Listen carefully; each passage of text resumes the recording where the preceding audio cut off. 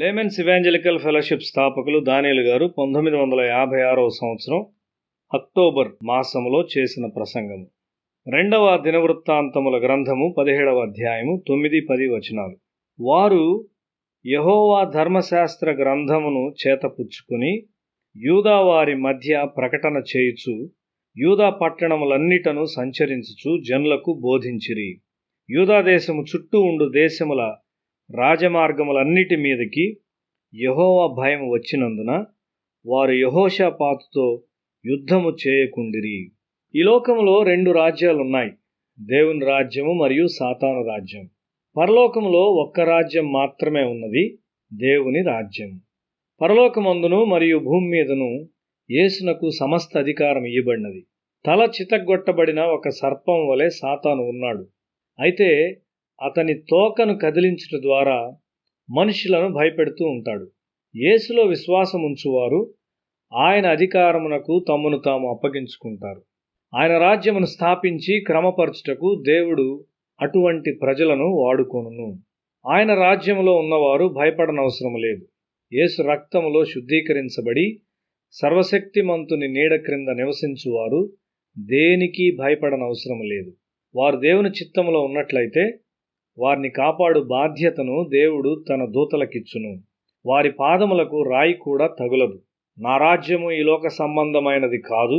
నా రాజ్యము ఈ లోక సంబంధమైనదైతే నేను యూదులకు అప్పగింపబడకుండానట్లు నా సేవకులు పోరాడుదురు. కానీ నా రాజ్యము ఇహ సంబంధమైనది కాదనెను అని పిలాతుతో యేసు చెప్పాడు. ఈ సమయమున నేను నా తండ్రిని వేడుకొనలేననియు, వేడుకొనిన ఎడల ఆయన 12 సేనా వ్యూహముల కంటే ఎక్కువ మంది దూతలను ఇప్పుడే నాకు పంపడనియు నీవనుకొనుచున్నావా? మత్తయి సువార్త 26వ అధ్యాయం 53వ వచనం. యేసులో నిలిచియుండి ఆయన మాట నెరవేర్చువారు బలవంతులుగా ఉంటారు. ఆయనలో నిలిచియుండి ఆయన మాట నెరవేర్చుట భూమి మీద ఎంతో గొప్ప ధన్యకరమైనటువంటి స్థితి. యోహాను సువార్త 15వ అధ్యాయం 7వ వచనము. చాలామంది భాషలకు సంబంధించిన వరాలను మరియు ఇతర వరాలను కోరుకుంటారు. అయితే దేవుని వాక్యాన్ని నెరవేరుస్తూ జీవించుట అన్ని వరముల కంటే అత్యంత గొప్పది.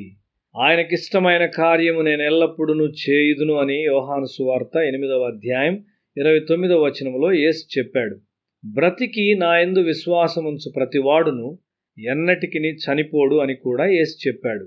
ఆయనకు సమర్పించుకొనిన వారిని కాపాడుటకు దేవుడు సమర్థుడు. దేవుడు నమ్మదగినవాడు మరియు ప్రేమతో నిండి ఉన్నవాడు. ఆయన ఎల్లప్పుడూ మనలను శోధన మరియు దుష్టత్వము నుండి విమోచించుటకు ప్రయత్నిస్తూ ఉండును.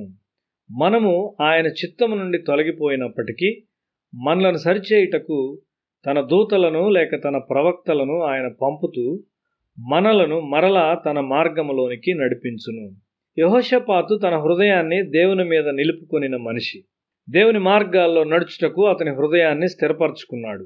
వింతైన దేవతల కొరకు కట్టబడిన ఇతర దేశపు బలిపీఠములను మరియు ఉన్నతమైన స్థలాలను క్రిందకు పడగొట్టించాడు.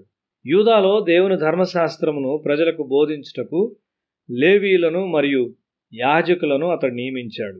ధర్మశాస్త్రపు చుట్టలను తమ చేతుల్లో ఉంచుకొని ఈ మనుషులు యూదాలోని నగరములన్నిటిలోనికి వెళ్ళి దేవుని వాక్యాన్ని బోధించారు.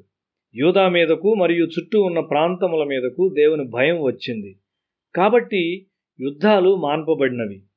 యెహోషాపాతు అంతకంతకు బలము పొందుకొని అభివృద్ధి చెందాడు.